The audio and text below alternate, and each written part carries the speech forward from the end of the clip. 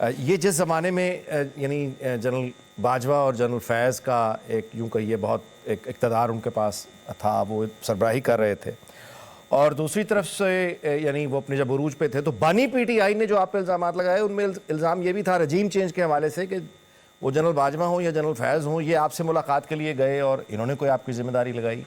یہ کیا واقعہ ہے؟ دیکھیں ایسی کوئی بات نہیں ہے، کیونکہ رجیم چینج کا واقعہ ہوا ہے 2022 میں. اس کے آگے پیچھے کہیں میری ملاقات ان میں سے کسی سے نہیں ہوئی. بات صرف اتنی ہے کہ ایک ادارہ ہے، اس کی جانب سے اگر میرے اوپر الزامات لگائے گئے ہوں اور پھر اس ادارے کے سربراہ کسی تیسرے ملک میں مجھ سے رابطہ کریں تو اس میں میری تو کوئی یعنی میرا تو کوئی مجھ پر تو کوئی الزام نہیں آنا چاہیے. دوسری بات یہ ہے کہ اگر کبھی کہیں کوئی رابطہ ہوا بھی تو وہ اس سے بہت پہلے کی بات ہے اور اس کا تعلق بین الاقوامی تعلقات سے تھا، کیونکہ وہی بات کہ امریکہ میں لوگوں کو کچھ باور کرانا ہے یا کہیں اور کو بات پہنچانی ہے، تو وہ ایک بین الاقوامی معاملات سے متعلق بات تھی.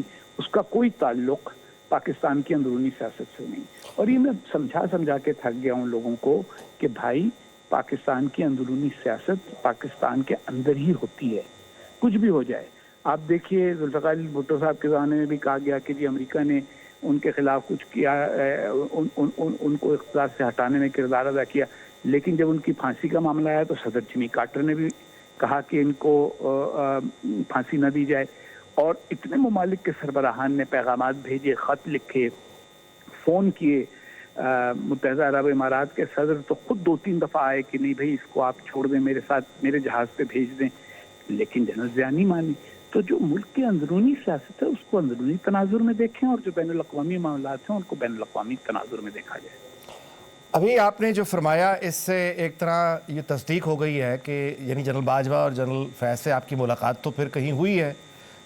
اس کا موضوع بے شک پاکستان کے امریکہ میں تعلقات ہی رہا ہو، تو اس ملاقات کی تو تصدیق یعنی گویا ایک طرح سے ہو گئی ہے. تو آپ سے یعنی جو رہنمائی کو مشورہ آپ سے حاصل کرنے کی یعنی کہ آپ کی گائیڈنس سیکھ ہو رہی تھی، کیا ہو رہا تھا؟ میرا خیال ہے نہیں ایسی کوئی بات نہیں ہے. میرا یہ خیال ہے کہ مقصود صرف اتنا تھا کہ ان کو محسوس ہوتا تھا کہ پاکستان اور ان کی پالیسیوں کے اوپر ایک سخت تنقید واشنگٹن میں کوئی بیٹھا کر رہا ہے، تو اس کو اپنی پالیسیاں سمجھانے کی اور اس کا تناظر سمجھانے کی کوشش کی گئی. وہ بھی بہت پہلے کی بات ہے جب عمران خان صاحب وزیر اعظم تھے، بڑے ڈٹ کے وزیر اعظم تھے، سارا نظام ایک پیج پہ تھا. اس لیے جب یہ پیج سے اترنے کا اور تتر بہتر ہونے کا کام ہوا تو مجھے حیرت ہوئی کہ اس میں میرا نام لیا گیا، کیونکہ یہ تو جب کی بات ہے جب میرا یہ خیال ہے کہ عمران خان صاحب کی رضامندی کے ساتھ ہی ایسی کوئی ملاقات ہوئی ہوگی یا کوئی رابطہ قائم کیا گیا ہوگا. اچھا، دیٹس ویری انٹرسٹنگ جی. اچھا اب یہ بتائیے گا کہ اس وقت جب آپ سے رابطہ یہ کیا گیا امریکہ کے تعلقات کے حوالے سے، اب تو خیر بہت سا یعنی وقت گزر گیا، بہت سے مراد کو دہائیاں تو خیر نہیں لیکن سال گزر گئے. آپ بتائیے گا کہ پاکستان اور امریکہ کے تعلقات اس وقت کہاں کھڑے ہیں؟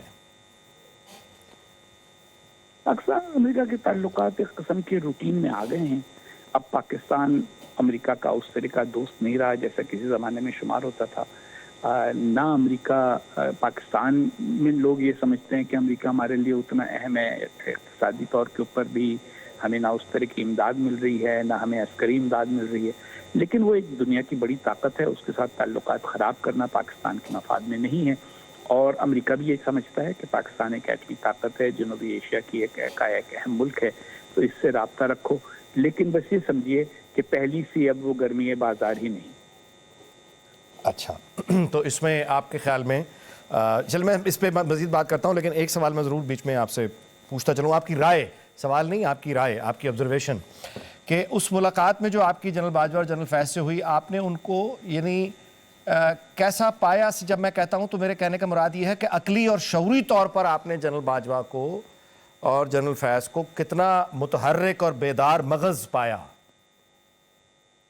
دیکھیں دونوں اس وقت زیر عتاب ہیں، اور میرا ایک اصول یہ ہے کہ جو زیر عتاب ہو اس کو کے بارے میں کوئی منفی بات ایسی نہیں کرنی چاہیے کہ جو اس کے عتاب کو اور اس کے حالات کو اور بگاڑے.